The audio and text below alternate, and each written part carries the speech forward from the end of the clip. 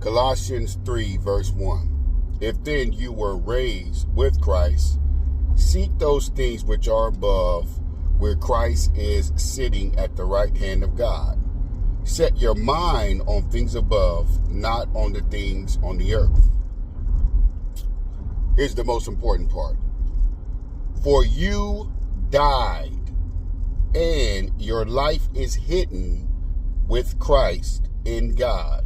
When Christ, who is our life, appears, then you also will appear with him in glory. The Christian doesn't have a life. It's one of the biggest things you hear raising kids.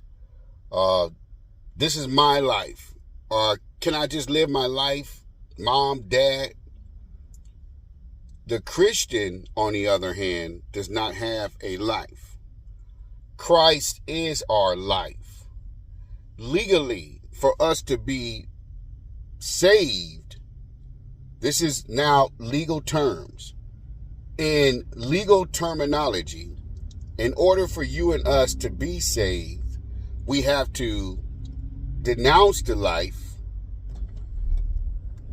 pretty much exchange our dead life full of sin and dead works for the life of the holy, obedient, righteous Son of God. That is the only thing that makes us acceptable before the Father, because we do not present our life that's been sin and tarnished with evil, but we present the life of the holy Son of God, making us beloved in the Father and granting us permission to be saved. The biggest delusions that come from a lot of these happy-go-lucky gospels is trying to promote your life. Joel Osteen, with that beautiful smile and that giggly little teenage boy laughter, he's all about trying to promote your life and getting you to embrace a life that you consider your own, and all of the pursuits that goes along with it, rather than the cross life, which is the life of Jesus Christ. The life of the Christian is acknowledging that you are dead. You cease to exist. You have a death certificate toe tag on your foot. This is what Paul is clearly saying over here in Colossians when he says, when Christ, who is our life, appears, then you will appear with him in glory. In order to appear with Christ in glory, he has to be your life. Your life has to be executed, annulled. You're not living any best life now. You're not pursuing any prosperity gospel endeavors and living my best life and all of this shenanigans and ignorance that you hear, definitely coming from the world, but from worldly Christians. So it's the world and it's worldly Christians trying to tell you about your life and living some sort of best life. There is no best life. It's just a life of sin in which demons who populate this world live through you vicariously. This is the vicarious world of Satan, very similar to the Matrix, to where people are plugged up into this engine and it's these robots living through them, which is the perfect example of the fallen world of Adam. The fallen world of Adam was pronounced dead. That sentence was already decreed from Genesis.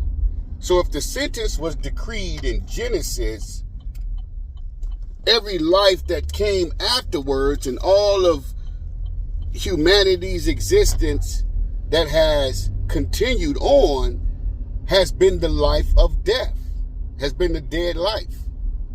coming from a forefather who was pronounced dead. And so the advent of the Son of God, of Jesus Christ, was to restore life upon the earth. Jesus came to revive man. Man needed to be revived and reanimated.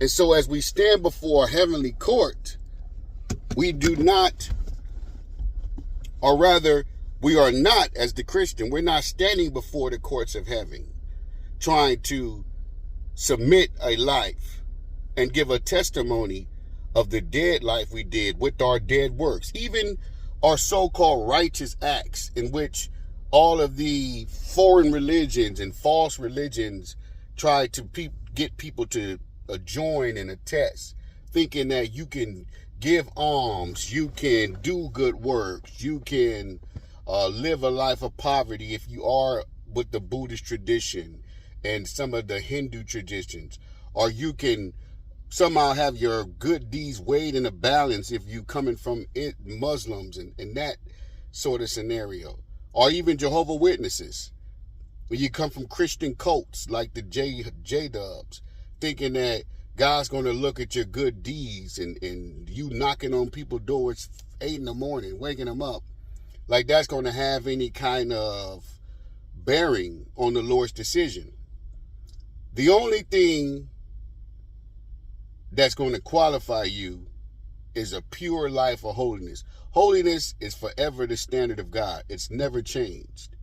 It will forever be the gold standard of God, holiness. And so Jesus Christ came to exchange his life, that we can now be in him as we live a life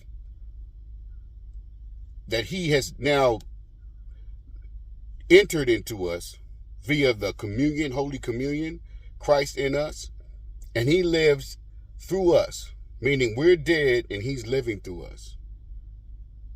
That is the only life that God will accept into his courts and into his kingdom. So Christian is a salvation issue, meaning there was a holy, sinless life that came and died, and as you accept it as an exchange, the Holy Father will permit you into his home. God will allow you into his heavenly kingdom. Other than that, you'll be dead, already dead from your father Adam in dead works, and banished from the Lord's sight into an eternal hell and lake of darkness.